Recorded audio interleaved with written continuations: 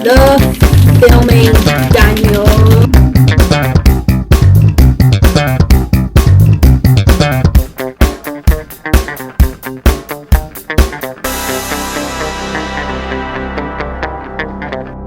Hey guys, it's Daniel here, back with a new review, and today I'm going to review one of the newest animated films. Man, for the last few reviews I've been reviewing animated films. I apologise for that, but I guess it is kind of my channel, so there's nothing wrong with reviewing what I like. Today I'm here to review the newest Dreamworks animated film that has just come out, that film being Ruby Gillman, Teenage Kraken.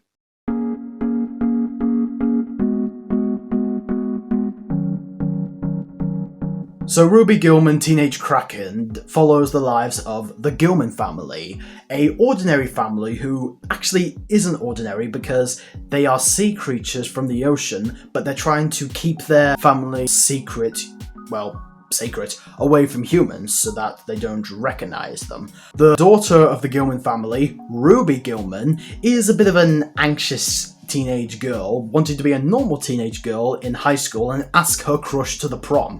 However, when her crush accidentally gets pushed into the ocean by Ruby by accident, Ruby goes into the ocean to save him, but then the reaction to the ocean triggers her Kraken features, which ends up turning her into a giant Kraken. So now she must find out how to control this Kraken responsibility, while also finding more about her family history and who she truly is inside. So when I first heard about this movie, I knew that it was kind of a cliche premise to find out, average kid finding out, oh wait a minute, I have powers and have a huge responsibility, kind of like the Superman approach. But I saw the trailer for this movie and I thought it was good, but I think what really hooked me was the actor who played the father, but I'll get to that later. But, I had some interest in seeing the movie, so I watched it and I thought it was adequate. I don't hate it, but it was a little bit, or not very a little bit, a lot cliche. But before we get into some of the cons I have with this movie, let's talk about what I do like. First of all, the animation is amazing. I mean, Dreamworks animation definitely had their A game with this one. The designs of the Krakens, the design of the place where all of the Gillmans are living, the ocean is fantastic, almost Disney Pixar kind of level ocean. In my opinion, the best scene in the movie for me is the scene where Ruby first goes into the ocean and we see these bright coloured creatures and her bright coloured Kraken body, the music. That was a little weird when I said Kraken body, but never mind. But that scene was fantastic and the animation is stellar. The voice acting in the movie is fantastic as well. The girl who played Ruby really captures the anxiety that her character's going through, but also knows how to make her come off as very witty, very adorable, very angry, very nervous, and just capturing all of the essence of a regular teenage girl, or at least an ordinary teenage girl as she likes to call herself, but she's a Kraken. But when she's in Kraken form, she knows how to sound very huge and violent when she needs to fight. But one of the best voice actors in the movie that was the reason why it intrigued me to see the movie is Victor Strand himself, Coleman Domingo, as Arthur Gillman, the father of Ruby. Despite the fact that his character didn't have any scenes with Ruby, which I would have loved, I thought Coleman Domingo was excellent for that role. The design of his character is very unique, and it's Coleman Domingo. Of course you're gonna love Coleman Domingo because he's a very nice guy, and you just loved his acting. And sometimes he was so in character I forgot that was Coleman Domingo. So well done, Coleman. And the movie does explore quite a few themes that I guess a lot of people in high school could go through. They could go through anxiety, they can go through nervousness when talking to their crushes, but also realizing the themes that they go through when they're talking to their families. And the movie does include some nice messages about being truthful to yourself, being truthful to others, careful who you're trusting, no secrets hiding, and just being yourself. The movie definitely has some nice messages and intentions to go through, and that's what I actually kind of really liked about the movie. But sadly, guys, the story kind of lacks for those messages. And with that said, unfortunately, we have to go through some of the issues with this film. The first big problem with this movie, and it's like I said earlier, this movie is so formulaic and cliche. This story we have seen many times before. Even the different stories that this movie tells, you've seen them many times. The teenage girl that finds out more about her family history and that turns them into a beast. We've seen that in Turning Red. The nervous drawing skits at the beginning of the film where they're narrating their lives. We saw that in The Mitchells versus the Machines. The family trying to hide their secret from the crowd just to blend in. We've seen that in The Incredibles. I mean, so many cliches that, honestly, for Dreamworks, who in Puss in Boots: The Last Wish managed to make their story much more engaging and original many times, I expected better. I mean, Puss in Boots: The Last Wish was a great movie, but this one definitely carried a lot of cliches from other animated films. You know, like I said, Turning Red, Incredibles, Mitchells vs. the Machines. You've seen some of these in The Little Mermaid and Luca, and honestly, did I just describe a lot of Disney films? What is it with DreamWorks trying to copy Disney nowadays? I mean, Disney and DreamWorks had a bit of a rivalry in the past when they tried to release DreamWorks animated film Ants and the other animated film about ants from Pixar, A Bug's Life. But honestly, that's a story for another day. But could you really just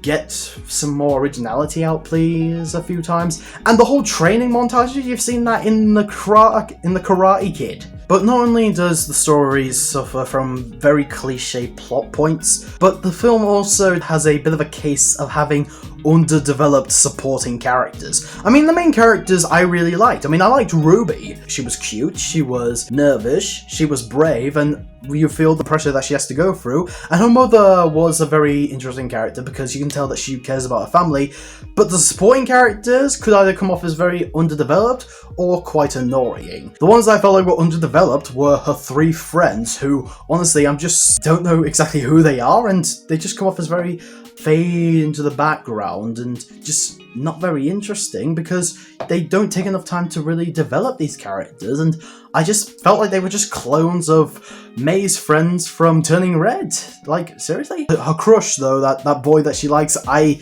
also really liked because, he's just as nervous and as a little bit stuttering as Ruby, but I also felt like he kind of flew under the radar of being that memorable because, again, not a lot of scenes were shared with them.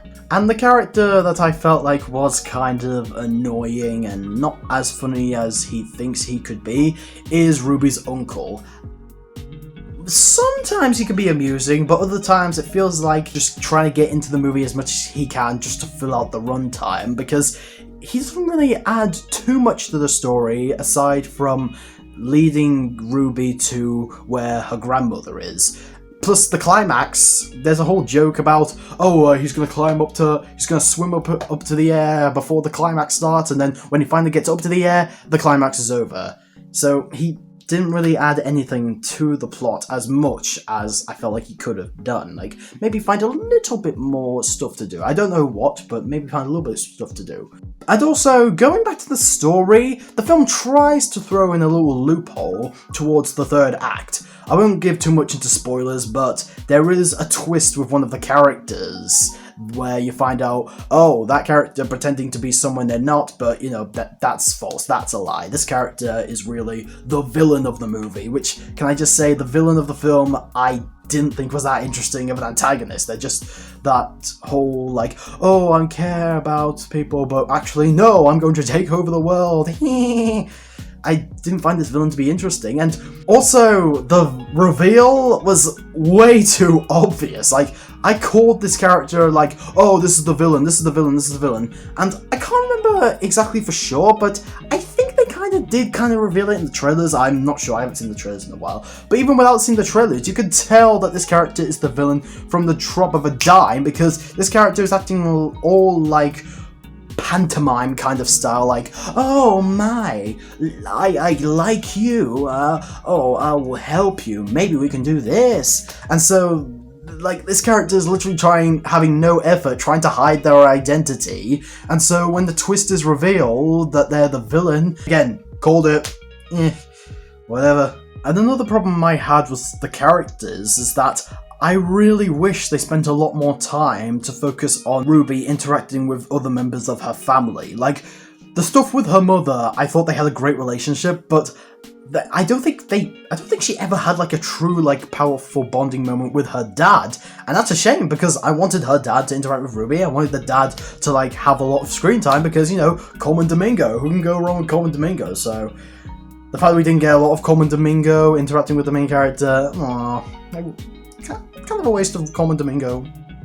Not a true waste because he was fantastic. I just wish his character had more to do. Another problem I had with that Bond, as well as other characters that kind of flew under the radar, is that the pacing is a little off. Like, it doesn't go too fast or too slow, but like they just kind of go right ahead into the main story and just cut out the rest of the characters and just focusing on them. And also it takes time to really go into like training montage for Ruby to turn into a fearsome Kraken. I thought that was going to be like during like most of the second act of the film, but it's only like towards the end of the second act and only 4 or 5 minutes. And I'm just like, can you take a bit more time, please? But honestly, I didn't like go to watch the movie expecting like high budget expectations. I just saw the trailer, thought it looked interesting, so I just watched the movie just to see how it turned out. I guess overall, I thought the movie was adequate. Like, I thought it was okay, but it wasn't really anything that special. I thought it had good animation, decent themes, great voice acting, but the story is formulaic, the pacing is a bit rushed, and the twists and reveals about the villain, again, totally called it. So, I don't know, I'll give the movie 2.5 stars out of 5. It's adequate, but not that great of a movie, and I understand why it flew under the radar in the box office, because it didn't really do that well at the box office. But anyway, what do you think about this movie? Do you love it? Do you hate it? And what's your favourite animated movie from Dreamworks? Let me know in the comment section below. More videos to come, and I'm Daniel, reviewing movies, TV shows, doing videos, becoming the teenage sea monster reviewer. Till then, peace out, man.